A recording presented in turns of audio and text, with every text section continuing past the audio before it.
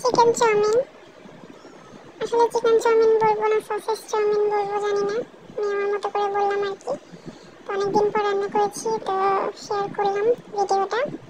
তো শুরুতেই হচ্ছে দেখিয়ে দিচ্ছি কী কী ইউজ করছি। এখানে হচ্ছে ফ্রোজেন বরবটি নিয়েছি, কিছুটা ক্যাপসিকাম ছিল নিয়েছি, মটরশুঁটি নিয়েছি, গাজর নিয়েছি, আর আমার বানানো সসেস 2 পিস নিয়েছি।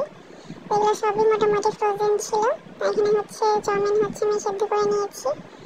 তারপর হচ্ছে একটু সস বানিয়ে নেব, সেটাতে হচ্ছে এখানে হচ্ছে চিনি, সয়া সস, টমেটো সস, গোলমরিচের গুঁড়া, আমার কাছে গার্লিক সস ছিল সেটা, সব কিছু হচ্ছে আমি মিশিয়ে নিয়েছি, একটু সস বানিয়ে নিয়েছি। শুরুতেই হচ্ছে আমি তেলের মধ্যে কিছুটা রসুন কুচি দিয়েছি, দিয়ে এটা একটু লাল লাল করে ভেজে নেব। তারপর হচ্ছে সসেসগুলো যে আমি বের করেছি সেটা একটু হালকা নরম হয়ে কেটে নিয়েছি পিস পিস করে। তারপর সেটাও আমি ভেজে নিচ্ছি রসুনের সাথে।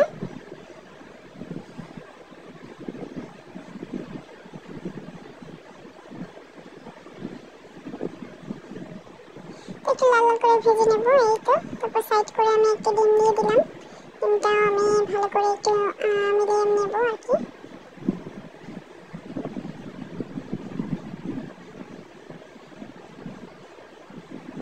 এই ভিডিওটা করার সময় হচ্ছে আমার হাজব্যান্ড সাথেই ছিল, সে যথেষ্ট হেল্প করেছে আমাকে এগিয়ে দিতে।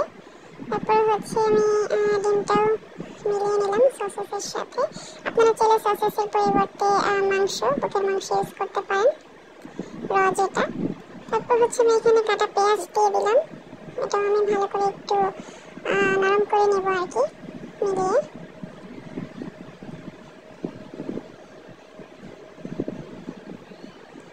যাই হোক, সে পাশে থেকে আমাকে সব কিছু বলে বলে দিচ্ছিল, আমি সেভাবেই করছিলাম আর কি। খেতে কিন্তু অসাধারণ হয়েছিল, আমি নিজেও ভাবিনি এতটা মজা হবে। অনেকদিন পরে এরকম মজা করে রান্না করা হয়েছে। তো এখানে হচ্ছে আমি 2টা কাঁচামরিচ ফালিটা আসলে কুচি কুচি করে কেটে দিয়েছি, কেটে আমি মিলিয়ে নিলাম।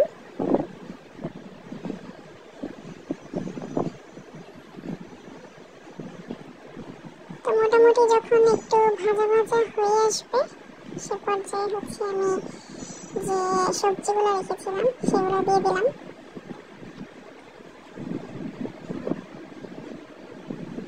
গাজরটা আসলে একটু লম্বা লম্বা করে কেটে দিলে, মানে বড় বড় করে কেটে দিলে আসলে ভালো হতো, আমার কাছে ছিল না ওটা।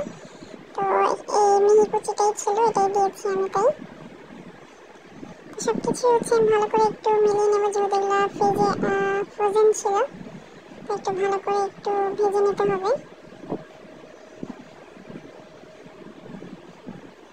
পরিমাণ মতো একটু লবণ দিয়ে দিলাম, যেহেতু সসে লবণ আছে তো আপনারা পরিমাণ বুঝে দিবেন।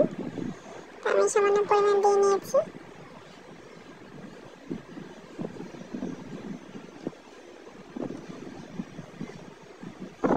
এইটা ভাজা হয়ে গেছে, সব কিছু মোটামুটি সিদ্ধ হয়ে গেছে। এখন হচ্ছে আমি চাউমিনটা অ্যাড করে দেবো এর ভিতরে, দিয়ে হচ্ছে আমি ভালো করে সবজিটার সাথে একটু মিলিয়ে নেব।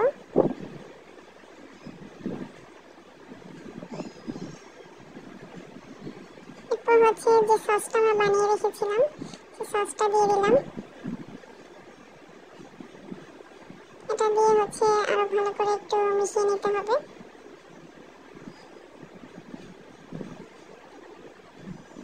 এটা আমি মিশিয়ে নিয়েছি, দেখতে পাচ্ছেন আমার মেশানো হয়ে গেছে এবং রান্নাটাও হয়ে গেছে।